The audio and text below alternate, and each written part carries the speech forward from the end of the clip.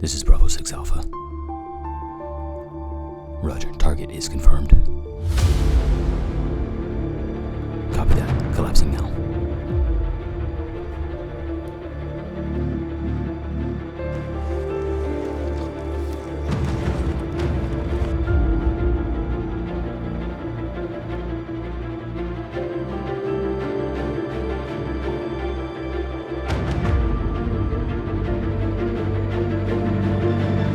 Hey guys, we are on our way out to link up with my friend Mitch at Rugged Mountain Outfitters. He teaches soft horsemanship and animal packing, and I'm pretty excited about it. It's something I had a bit of familiarity with when I was in. It's part of a course that I used to instruct, so I got to see firsthand what it takes to move through the hills on horseback and packing animals with military equipment. But that was just a taste of it, and to be able to learn from a guy that does it for a living, who's teaching other team guys how to do it, is pretty exciting. And I'm really excited to share with you guys as well, because there's a big difference between Hollywood and reality, and even people's concept of what you can do on horseback realistically, with minimal training and falling in on someone else's horses like the guys did for the Horse Soldiers movie. So it'll be fun to explore the nuance a little bit and have Mitch explain to everybody really what it means to conduct mounted operations. We spent so much time in the GWAT, in these big armored trucks, where it's like you just had everything you wanted, you just throw more shit in the truck. But to come back to actually an austere method of mobility, especially if we try to bring ourselves back to the guerrilla warfare roots, I think exploring this type of training and getting guys familiar with it is going to be pretty important. So excited to share with you guys. I think it's going to be a great time. We got some mules, we got some horses. My beautiful wife is going to be running the camera, so if the footage looks excellent, it's all her, and if it looks unexcellent, it's me for not training her well enough. So anyway, we're going to sign off here, and we'll link back up once we get to the site.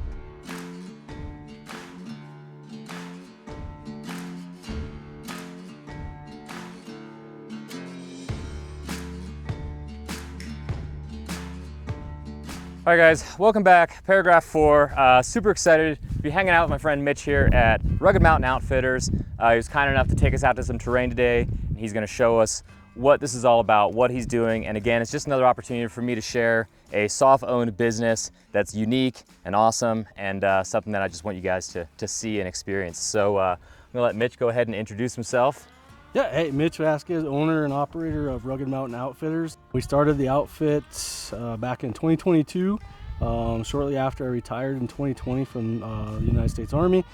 We have two kind of pillars, I guess, or two aspects of the outfit. One is, we're a traditional, big game outfitter here in Colorado. We're licensed in the state, so we take individuals on hunts for deer, elk, mule deer, bear, turkey, every kind of animal we have here in Colorado. But the new thing that we just started with Rugged Mountain Outfitters was kind of our training center. In our training center, we have 3 different courses that we put on. First course is just a basic horsemanship pack animal course. It's a 2-day course. It's for any individual that has either zero experience or very limited experience with equine animals and working in the backcountry with them. So we put them through a 2-day, basic course just to get their feet wet, give them enough information to get in trouble in the backcountry. Our second course is our leadership course, and we kind of team up with, Fortune 500 companies and other consulting companies, and we put on small equine seminars for leadership development, for C-suite personnel or leaders within, corporate businesses. But our main, I would say, course, our big course that we do is our Advanced Tactical and Mountain Operations course with equine. And that is geared more towards our special operations units, our specialized military units, or federal units. In that course, what we do is we take them out, we give them, a quick breakdown of equine operations with riding, pack animal operations. And then we spend 5 days, 5 to 7 days in the backcountry where we're just going through technical terrain, we're doing problem solving, we're moving their equipment, So we're giving them this unique skill set for when they go overseas and they encounter different mission sets overseas. It's, we've been using it for hundreds of years with our military. It's something that's gone away that I think we just need to bring back. It brings in a lot of different technical skill sets that we used to use, like non-standard logistics movements, non-standard infiltration techniques, low signature, low vis operations to get in and out, conduct our mission.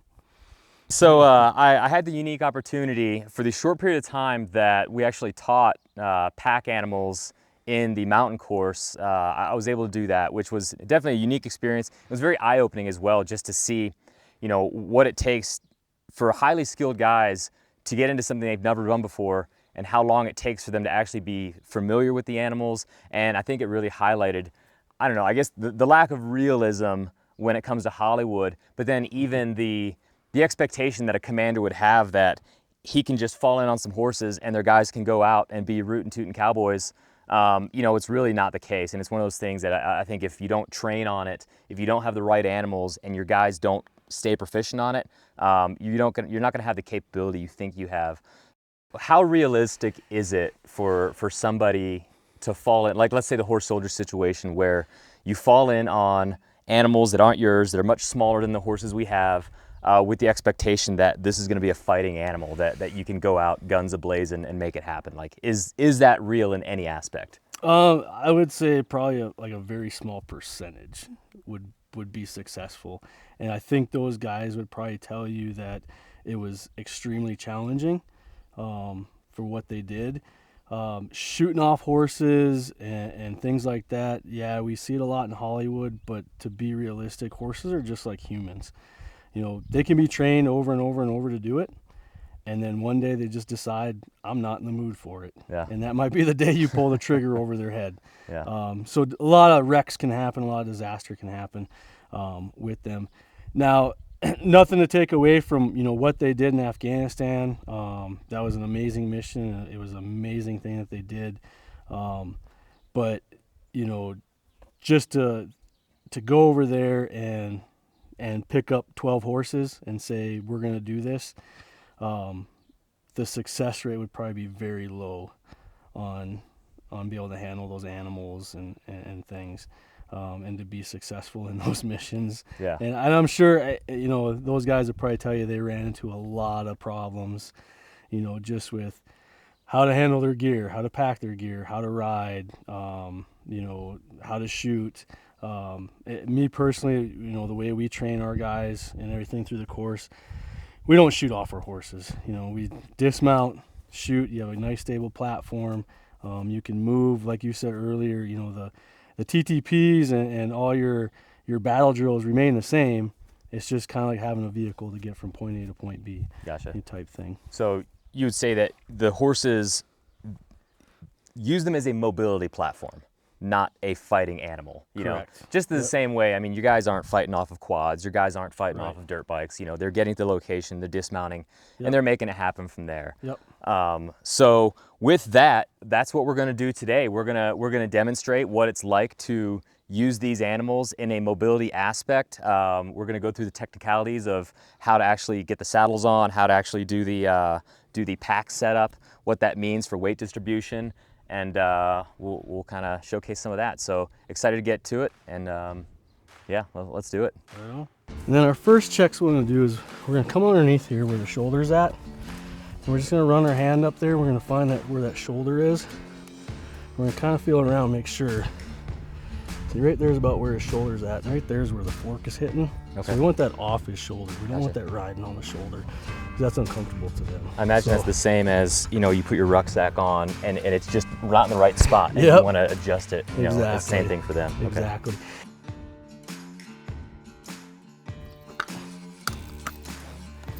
There we go. And we just roll it up over their head.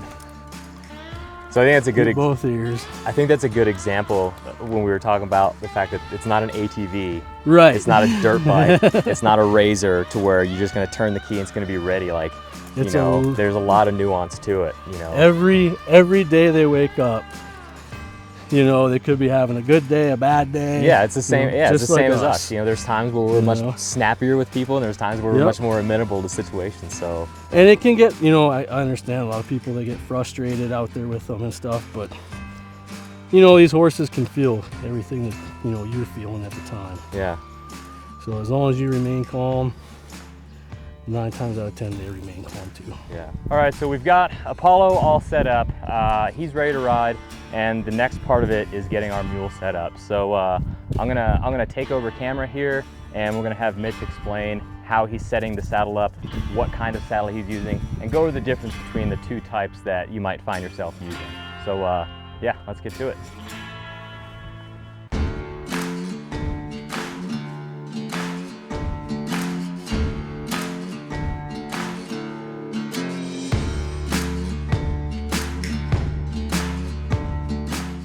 It's kind of like crosshairs, right? You can look down the center line of the mule, and it should go center line with the center buckle all the way down to your 2 sawbucks and right between their ears. Oh yeah. And you should be just center line all the way down. That way you know your saddle's centered on them. She's gonna pick it up, and as a helper, I'm just gonna reach across. I'm gonna grab them and put them over these sawbucks, just like that. I'm gonna put them up there. Karen's just gonna drop them over those sawbucks.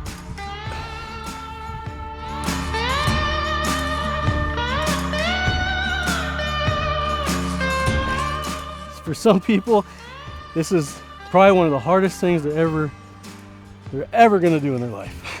I don't know why, but it just gets people. I'm left-handed, so I'm gonna show the left-handed way. All right. So all I'm gonna do is I'm gonna take my left hand, I'm gonna reach over top, and I'm gonna grab this rope. All right. And I'm just gonna flip it. All right. It's gonna make that nice little kind of bite in there, just like that. All right.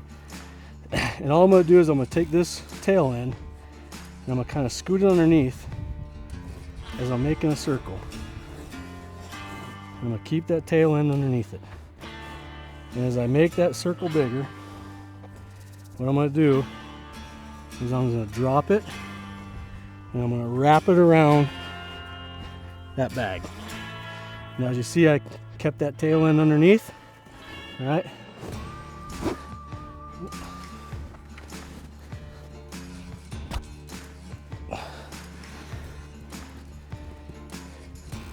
Ensuring those wraps underneath, all right? And I'm gonna pull up.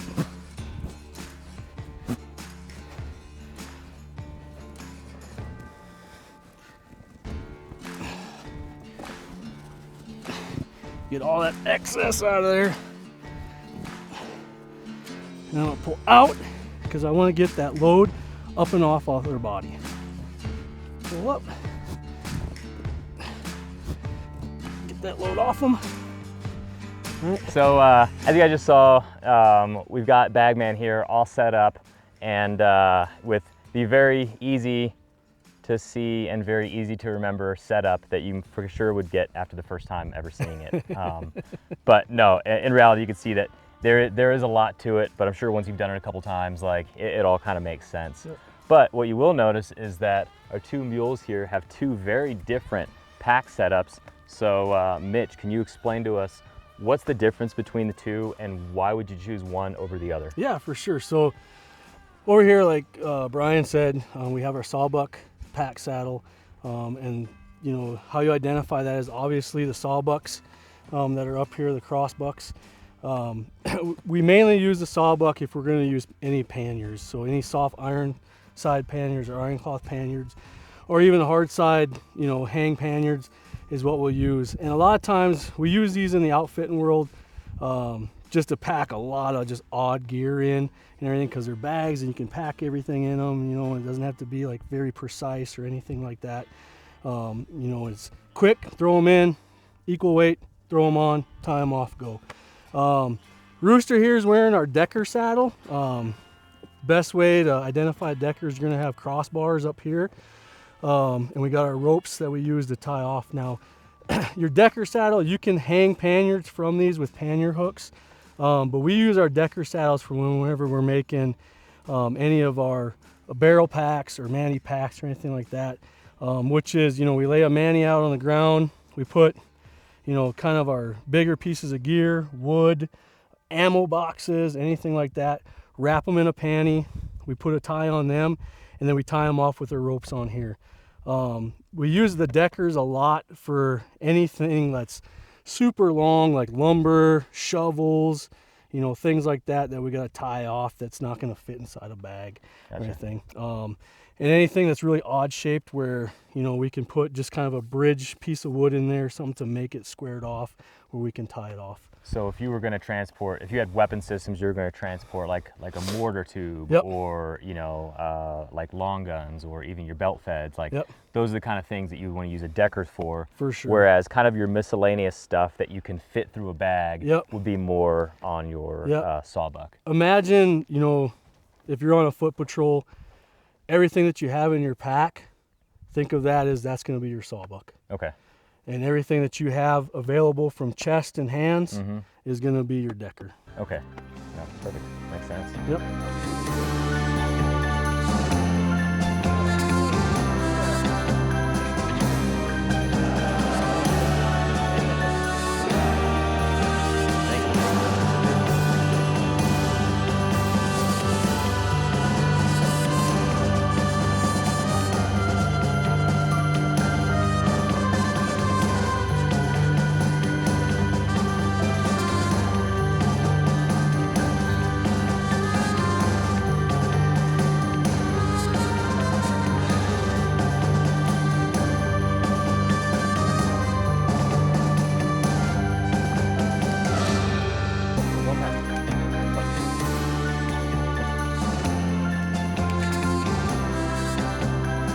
Still dismounted, still good stuff.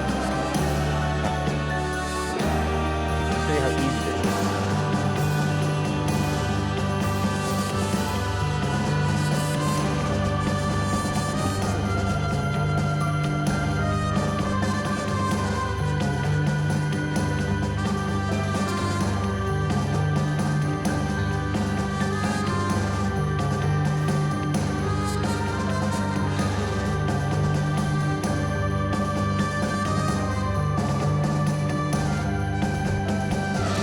So I think that's kind of what we're talking about. Like, you have to understand that it's not a machine. Yep. And you can't get frustrated. Right. So it's like, okay, if you have to dismount to make it happen, to get the scaries out, you get the scaries out, you move on. You know, they're still carrying the weight. They're still doing everything I need them to do. Yep. Like, And there's no point in me showing how brave or tough or how I can force the animal. Right. When in reality, all I just need to do is get up the hill. And a lot of times when we're on the mountains, Yeah. like big downhills, big uphills, we'll get off and we will walk them. Yeah. No, it makes Because it sense. takes stress off their shoulders and Yeah. weight and everything, and it gives them a little bit of a rest too. Yeah, it gives a little bit of confidence too that Yep. you're going someplace that, you know, Yep. you're asking to do something you're willing to do. Yep. So, yeah, we're cool. We're cool, Apollo. It didn't look as cool as it could have, but.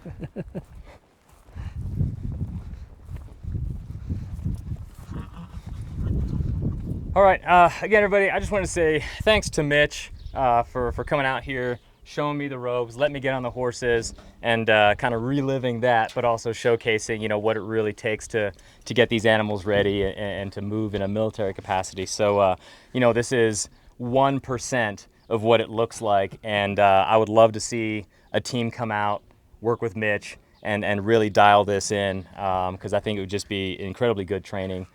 Mitch, is there anything else you want to say about your business, about what you're doing, anything that we can put out to everybody? No, I just appreciate you coming out and showcasing us and everything, and hopefully, you know, the units out there, they see the good things in this training and want to come out and train with us and get after it. All right, sounds good. All right, guys, take care. Again, this is Paragraph 4, and we'll see you on the next one.